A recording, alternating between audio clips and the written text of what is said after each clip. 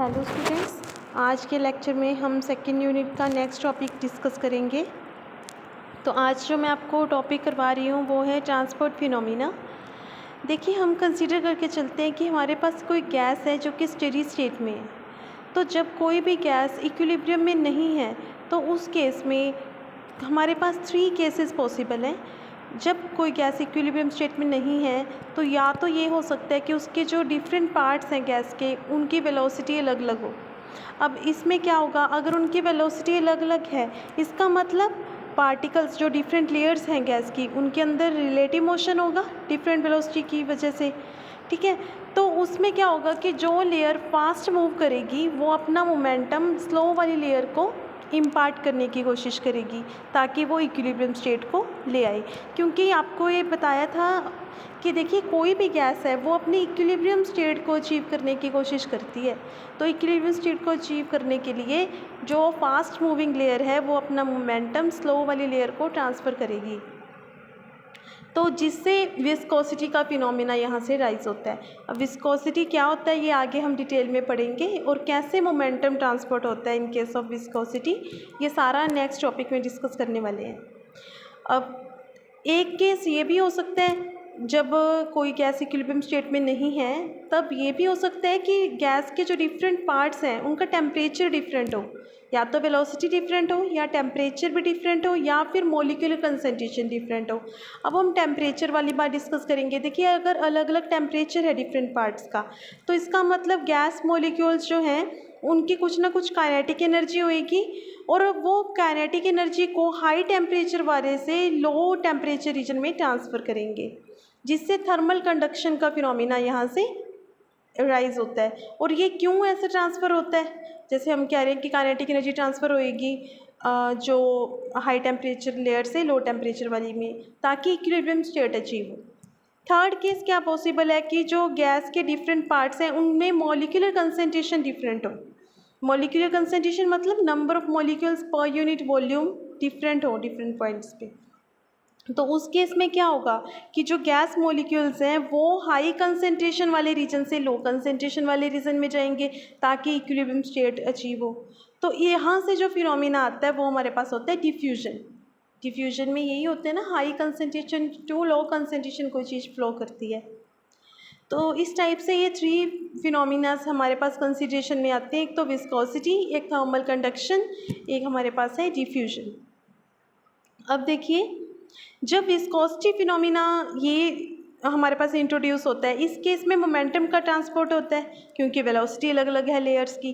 Thermal conduction के case में temperature अलग अलग था लेयर्स का, इसलिए इसमें एनर्जी का ट्रांसफ़र होता है। और मॉलिक्यूलर कंसंट्रेशन डिफरेंट होने पे मॉलिक्यूल्स का ट्रांसफ़र होता है, इसलिए यहाँ पे मास का ट्रांसपोर्ट होगा। क्योंकि मॉलिक्यूल्स का ट्रांसफ़र होने का मतलब क्या है, मास फिर वेरी करेगा।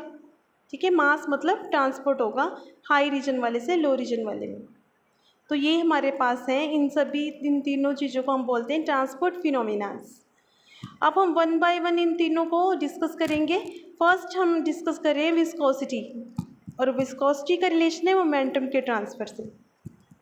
देखिए, विस्कोसिटी होता क्या है। विस्कोसिटी होता है, जैसे रेजिस्टेंस को हम क्या कहते हैं कि करंट के फ्लो को जो अपोज करता है कंपोनेंट, वैसे विस्कोसिटी क्या है कि ये एक किसी फ्लूइड की प्रॉपर्टी है जिससे रिलेटिव मोशन को ये रेजिस्ट करती है अपने अंदर। अब फ्लूइड क्या होता है, फ्लूइड के अंदर आता है गैसेस भी और लिक्विड्स भी। ठीक है, जो चीज़ फ्लो कर सकती है। अब देखिए, इसको डिटेल में पढ़ेंगे।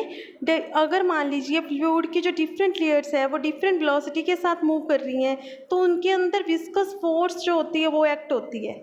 और वो विस्कस फोर्स क्या करती है, वो फास्टर मूविंग जो लेयर फास्ट मूव करती है उसको स्लो कर देती है। ठीक है, ताकि जो स्लो मूव कर रही है लेयर उसकी वेलोसिटी बढ़ जाए। ये विस्कस फोर्स का काम होता है। एक सिंपल एग्जांपल देती हूँ। जैसे ये शहद है, शहद, हनी, उसको अगर हम गिराते हैं तो हम क्या देखते हैं कि वो ज़्यादा देर फ्लो नहीं करता, और अगर उसी रेट पे हम वाटर को गिराएं तो वो फास्टली फ्लो कर जाता है। ऐसा क्यों होता है, बिकॉज शहद के अंदर विस्कस फोर्स ज़्यादा होती है, मतलब वो अपोजिंग फोर्स जो होती है वो ज़्यादा होती है, और पानी के अंदर विस्कस फोर्स कम होती है। तो अब हम कंसीडर करते हैं कि हमारे पास लेट दो पैरेलल फ्लूइड लेयर्स हैं, जो कि उनमें मान लेते हैं कि जो नॉर्मल डिस्टेंस है वो dy है। ये मैं आपको इस डायग्राम से भी समझाती हूँ। देखिए, हमने कंसीडर किया कि कोई फ्लूइड की लेयर्स ली हमने। एक तो ये लेयर हम ले रहे हैं CD, एक EF, ठीक है। अब इनके बीच का जो डिस्टेंस है, लेयर्स के बीच का डिस्टेंस, वो हम मान लेते हैं कि लेट जो ये बेस वाली OX लेयर हमने ली है ना, एक तो हमने वो रीजन ले लिया, जैसे OX OY प्लेन चूज़ कर लिया हमने, ठीक है।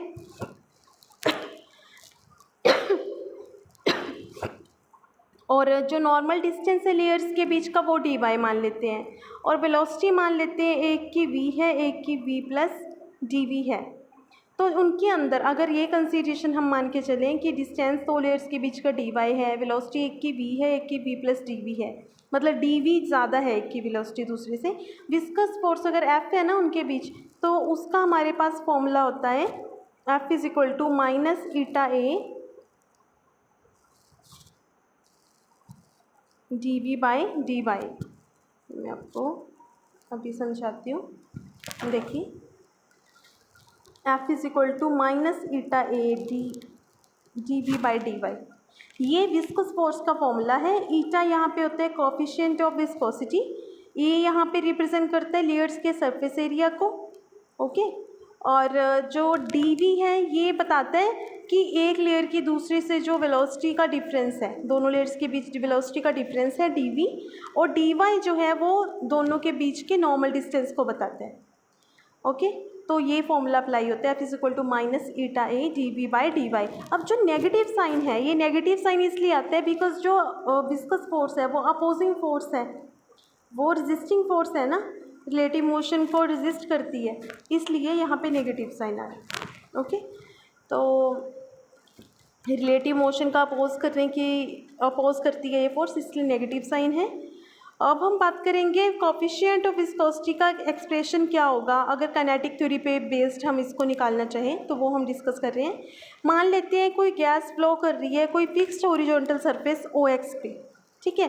अब गैस की वेलोसिटी इसके जो कांटेक्ट में होगी वो तो ज़ीरो है। अब जैसे जैसे हम ऊपर जाते जाएंगे y एक्सिस के लॉन्ग, वैसे वैसे वेलोसिटी बढ़ रही है यूनिफॉर्म रेट पे। तो मान लेते हैं लेट कोई लेयर AB है हमारे पास, AB लेयर है जो कि मान लेते हैं कि y डिस्टेंस से है, इससे OX से y डिस्टेंस पे है, ठीक है। ये y हमने शो कर रखा है, और जो v है मान लेते हैं वो v वेलोसिटी है गैस के फ्लो की इस लेयर के अंदर, AB लेयर के अंदर। अब जो वेलोसिटी ग्रेडियंट होगा इस एक्सिस के लॉन्ग, वो क्या होगा, वेलोसिटी ग्रेडियंट पॉजिटिव एक्सिस है तो dv by dy। Velocity gradient का मतलब ही ये होता है rate of change of velocity with respect to distance. अब डिस्टेंस y के लॉन्ग डिस्टेंस बढ़ता जा रहा है ना y एक्सिस के लॉन्ग, x के परपेंडिकुलर, इसलिए dv by dy velocity gradient हुआ। अब हम कोई दो लेयर्स कंसीडर करते हैं, एक मान लेते हैं CD है, एक सपोज EF है, ठीक है। तो इनके बीच में अगर हम डिस्टेंस कंसीडर करें AB लेयर से, वो लैम्डा यहाँ पे है। लैम्डा क्या है, मीन फ्री पाथ, ठीक है। अब मीन फ्री पाथ क्या होता है ये मैं आपको थोड़ा बताना चाहूँगी। देखो, मीन फ्री पाथ हम कहते हैं कि कोई भी गैस के अंदर मॉलिक्यूल्स जो हमें पता है उनके अंदर मोशन होता है, रैंडम मोशन में होते हैं।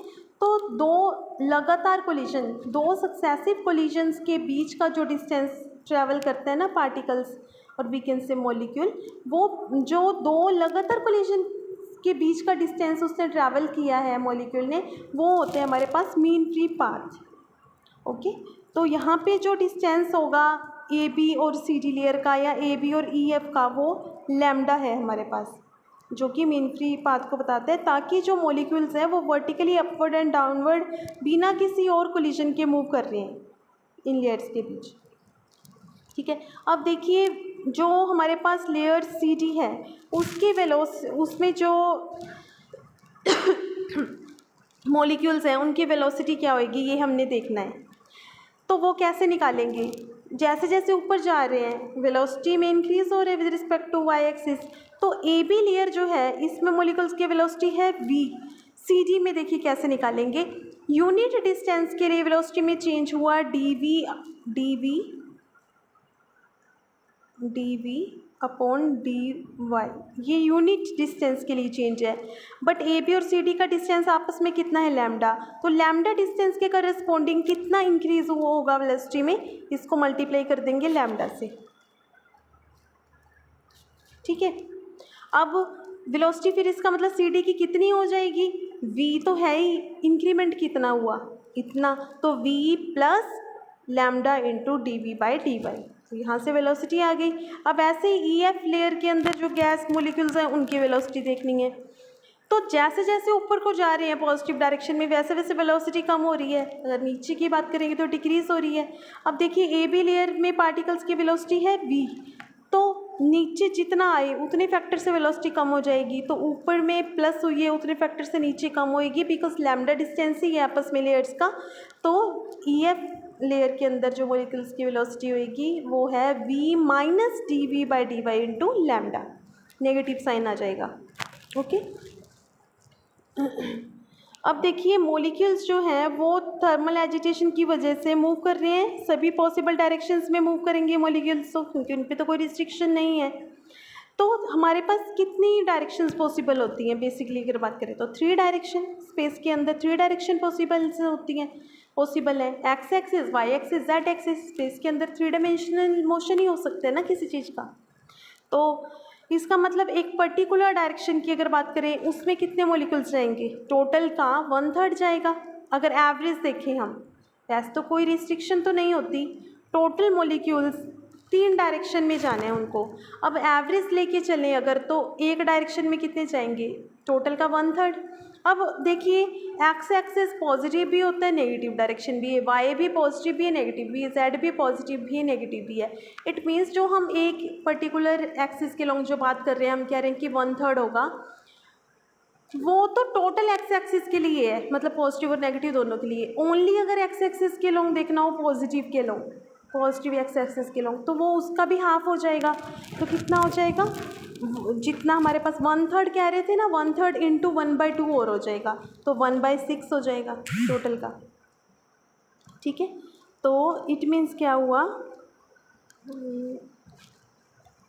ये देखिए 1/6 मॉलिक्यूल जो है वो मूव करेंगे हमारे पास वाई एक्सिस के पैरेलल एक पर्टिकुलर डायरेक्शन में, चाहे अपवर्ड हो चाहे डाउनवर्ड हो।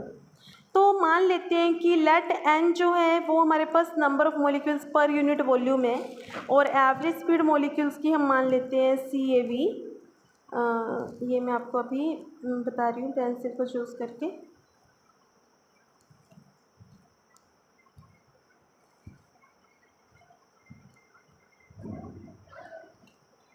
हाँ जी, देखिए सॉरी,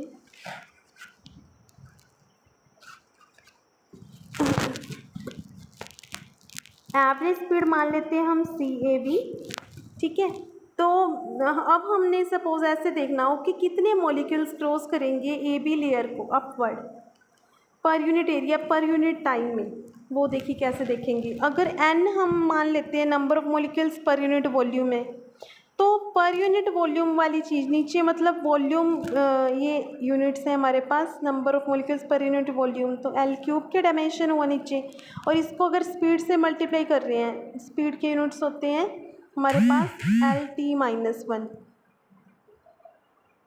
तो ये हमारे पास क्या बचेगा, नीचे आ जाएगा हमारे पास L² और T-1 ऊपर है। मतलब अगर देखा जाए टाइम को भी नीचे लेके आए तो ओवरऑल यूनिट यहाँ से हमारे पास क्या बचेंगे, 1/L² T, मतलब per unit area per unit time के डायमेंशंस हैं। तो इसलिए जब हम n को मल्टीप्लाई कर देंगे C एवरेज अपॉन 6 के साथ, तो वो क्या यूनिट बन जाएंगे, number of molecules per unit area per unit time जो क्रॉस करेंगे। क्लियर होगा ये सभी को स्टेप। तो अब अगर हम बात करें कि मोमेंटम कितना ट्रांसफ़र होगा per unit area per unit time के लिए, तो देखिए मोमेंटम हमारे पास होता है मास इंटू वेलोसिटी। ठीक है, अब मास मॉलिक्यूल्स का अगर हम ले लें m, और वेलोसिटी हमें पता है कि CD लेयर के करस्पॉन्डिंग जो वेलोसिटी है वो है v plus lambda into D we by D y, और अगर उसको मल्टीप्लाई कर दें एन सी एवरेज अपॉन 6 इसके साथ, तो हमारे पास ये आ जाएगा downward momentum carried by the molecules per unit area per unit time. अब जो ई एफ लेयर है वो कैसा मोमेंटम ट्रांसफ़र करेगी, ऊपर वाली लेयर ने ट्रांसफ़र किए नीचे वाली को ना, तो अपवर्ड मोमेंटम कितना कैरी होगा मॉलिक्यूल्स जो ई एफ के अंदर है उन पे, उनके थ्रू, वो देखिए कैसे, जब वो ए बी को क्रॉस करेंगे तो वो कितना मोमेंटम ट्रांसफ़र करेंगे, यहाँ पे प्लस की जगह माइनस आ जाएगा हमारे पास, ठीक है, क्योंकि देखो ए बी लेयर है, सी डी लेयर है, वो तो अप, ये जो सी डी लेयर है हमारे पास ये तो डाउनवर्ड मोमेंटम कैरी कर रही है, और जो ई एफ है वो अपवर्ड मोमेंटम कैरी कर रही है, तो इस टाइप से मोमेंटम हम निकाल सकते हैं। अब देखिए नेट मोमेंटम अगर हमने निकालना हो कितना ट्रांसफ़र होगा per unit area per unit time, तो इन दोनों को हम ये जो है ये दो मोमेंटम आए ना जो अपवर्ड के लिए भी और डाउनवर्ड के लिए भी, उनको हम माइनस कर देंगे आपस में। देखिए एक तो हमारे पास मोमेंटम आ गया ये वाला, ये रहा हमारे पास वैल्यू डाउनवर्ड मोमेंटम, एक है हमारे पास अपवर्ड मोमेंटम। नेट मोमेंटम देखने के लिए दोनों को, नेट मोमेंटम ट्रांसफ़र क्या होगा, अपवर्ड या डाउनवर्ड, ये होगा डाउनवर्ड क्योंकि ऊपर वाली लेयर में वेलोसिटी ज़्यादा है, ठीक है, तो नेट डाउनवर्ड मोमेंटम कितना ट्रांसफ़र होगा, दोनों को माइनस करके पता चलेगा, इन दोनों इक्वेशंस को माइनस किया हमारे पास ये आ गया। अब momentum per unit area per unit time के यूनिट देखते हैं क्या होंगे। सेकेंड लॉ हमें बताता है F is equal to D P by D T, okay, ये हमारे पास सेकेंड लॉ है, F is equal to D P by D T. तो D P by D T मतलब मोमेंटम अपॉन टाइम के यूनिट हैं फोर्स, और area as it is रहेगा, मतलब फोर्स अपॉन एरिया आ जाएगा यहाँ से हमारे पास माइनस करने के बाद ये, ठीक है, फोर्स अपॉन एरिया आ गया।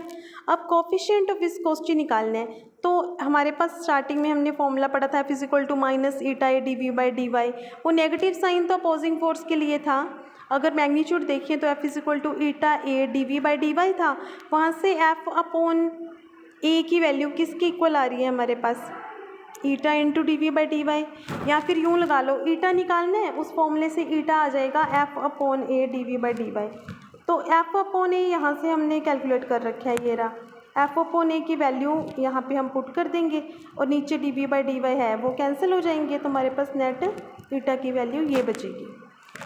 अब देखिए गैस की जो डेंसिटी है वो होती है मास अपॉन वॉल्यूम, अब n molecules per unit volume, n जो है number of molecules per unit volume है, तो डेंसिटी क्या हो जाएगी गैस की m इंटू एन, तो इट मीन्स क्या हुआ कि जो ईटा की वैल्यू है इसमें एम एन की जगह हम डेंसिटी मतलब रो लिख सकते हैं, तो ईटा की वैल्यू हमारे पास क्या आ जाएगी 1/3 into rho into c average into lambda. अब मैक्सवेल रिलेशन हमारे पास होता है lambda is equal to 1/√2 pi d square n, यहाँ पे n होता है, ये रिलेशन कहाँ से आया है, ये मैं आपको मीन फ्री पाथ वाले आर्टिकल में करवाऊंगी। n हमारे पास है number of molecules per unit volume, d diameter है गैस मॉलिक्यूल्स का, लैम्डा मीन फ्री पाथ है। तो अगर हम इस रिलेशन से देखें तो हम वैल्यू पुट कर सकते हैं यहाँ से, जैसे हमारे पास था ना 1/3 rho C average into lambda is equal to eta, तो लैम्डा की वैल्यू ये मैक्सवेल रिलेशन वाली इसमें पुट कर देंगे इक्वेशन नंबर 4.42 में, तो वहाँ से हमारे पास ईटा का एक नया रिलेशन आ गया। और हमें पता है कि जो एवरेज स्पीड होती है वो रूट टी के डायरेक्टली प्रोपोर्शनल होती है ये हम डेरिवेशन कर चुके हैं, एवरेज स्पीड का रिलेशन था 8 kT बाई पाई एम का स्क्वायर रूट, तो इसका मतलब स्क्वायर रूट टी के डायरेक्टली प्रोपोर्शनल है, तो अगर एवरेज स्पीड रूट टी के डायरेक्टली प्रोपोर्शनल है इसका मतलब क्या हुआ ईटा भी रूट टी के डायरेक्टली प्रोपोर्शनल होगा, तो इससे हमें पता चल रहा है कि कोफिशिएंट ऑफ विस्कोसिटी जो है वो डायरेक्टली प्रोपोर्शनल होता है एब्सोल्यूट टेम्परेचर के स्क्वायर रूट के। Today is sufficient, thank you.